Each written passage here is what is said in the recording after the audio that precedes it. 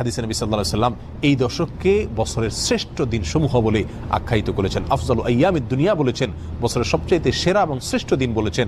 আর মাস হিসাবে যেরকম রমজান সবচাইতে শ্রেষ্ঠ এবং সেরা, তার পরবর্তীতেই খুচরা দিনসমূহের মধ্য থেকে এই 10 দিন হলো সবচাইতে সেরা, মর্যাদাপূর্ণ এবং ফজিলতপূর্ণ দিন। নেক আমলের এই সিজন সম্পর্কে আল্লাহ সুবহানাহু ওয়া তাআলা আমাদের সকলকে সচেতন হওয়ার, গুরুত্ব আরোপ করার তৌফিক দান করুন। বন্ধুগণ, জিলহজ তো প্রতি বছর একবার করে আসে।